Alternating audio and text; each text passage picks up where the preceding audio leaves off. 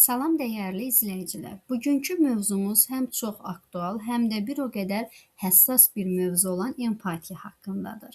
Empatiya psixoterapevtik münasibətlərin özəyi kimi. Gəlin öncə empatiya nədir ona baxaq və tarixinə qısa bir ekskursiya edək. Empatiya termini psixologiya elminə 20-ci əsrin əvvəllərində alman sözü olan Einfühlung, yəni hiss etmə termininin tərcüməsi kimi daxil olmuşdur.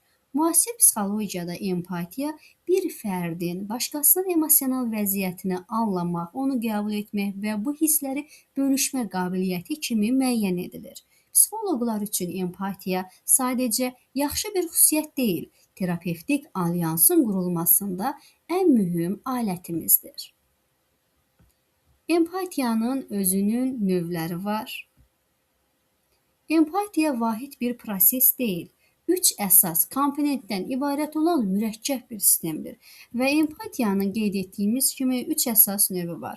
Bu birinci kognitiv empatiya, ikinci affektiv empatiya, üçüncü isə somatik empatiya. Kognitiv empatiya nədir? Başqasının nə düşündüyünü və nə hiss etdiyini intellektual səviyyədə anlamaqdır. Buraya psixoloqa müraciət edən şəxsin dünya görüşünü və məntiqini dərk etməyə kömək edən bir anlayışdan söhbət gedir. Affektiv empatiya başqasının hisslərini yolxucu şəkildə hiss etmək və emosional rezonans yaratmaqdır. Burada etibarın yaranmasında affektiv empatiya çox vacibdir. Somatik empatiya isə başqasının ağrısını və gərginliyini fiziki səviyyədə hiss etməkdir. Biz buraya qeyri-verbal siqnalların, məsələn, bədən dilinin oxunmasında mühümlüyünü vurğulaya bilərik. Yoldaşlar, növbəti gəlir neyronlarla bağlı empatiya arasında əlaqə və biz buna empatiyanın neyropsixoloji əsasları və yaxud neyrobioloji əsasları deyə bilərik. Müasir neyropsixologiya empatiyanın bioloji köklərini güzgü neyronları ilə əlaqələndirir. Bu neyronlar biz başqasının hərəkətini və emosiyasını müşahidə etdikdə sanki həmin hərəkəti özümüz edirmiş kimi aktivləşir və burada ağrı hissi paylaşdıqda aktivləşə bilir, emosional tənzimləmə və başqasının ağrısına qarşı reaksiya ilə bağlı ola bilər. Terapevtik münasibətlərdə empatiyanın rolu haqqında qısa şəkildə danışaq. Carl Rogersə görə empatiya terapevtik dəyişikliyin 3 əsas şərtindən biridir. Psixoloq müştərinin daxili aləminə sanki öz dünyasıymış kimi daxil olmalı, lakin sanki şərtini heç vaxt unutmamalıdır. Növbəti gəlir təhlükəsizlik hissi. Psixoloqa müraciət edən şəxs anlaşıldığını hiss etdikdə müdafiə mexanizmləri zəifləyir. Özünü dərk zamanı isə terapevtin empatik əks-sədası müştəriyə öz hissini daha aydın görməyə şərait yaradır. Və bizim ən çox rastlaşdığımız empatiya və simpatiya terminləri, onlar arasında fərqlər. Bu fərqlərə yoldaşlar, bir növ peşəkar fərqlər də deyilir.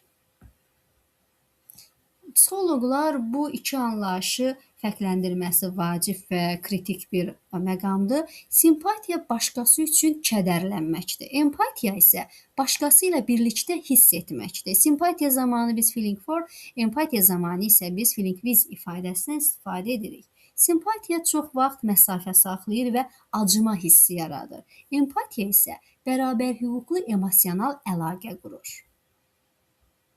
Növbəti slaydımız. Empatik yorğunluq haqqında danışaq. Biz sizlə qeyd etdik ki, empatiyanın əsas 3 növü var. Kognitiv empatiya, affektiv empatiya və somatik empatiya. Həddindən artıq affektiv empatiya psixoloqun öz emosional resurslarının tükənməsinə səbəb ola bilər. Buna isə biz empatik distres deyirik. Həlli nədir? Kognitiv empatiyanı gücləndirmək lazımdır və emosional sərhədləri qorumaq mütləqdir. Psixoloq ona müraciət edən şəxsin emosiyalarını hiss etməlidir, amma onunla birlikdə boğulmamalıdır. Empatiyanı inkişaf etdirmək üçün praktik texnikalarımız var. Aktiv dinləmə, sözləri deyil, sözlərin arxasındakı hissləri eşitmək lazımdır. Empatiyanı biz özümüzdə inkişaf etdirməyimiz üçün. Sonra gəlir perseptiv dəyişmə. Mən onun yerində olsaydım deyil, onun keçmişi və xarakteri ilə mən o olsaydım nə hiss edərdim sualını vermək lazımdır. Üçüncü isə qeyri-verbal sinxronizasiya vardır ki, müştərinin nəfəs tempinə və ya oturuşuna incə şəkildə uyğunlaşmaq vacib faktlardan biridir.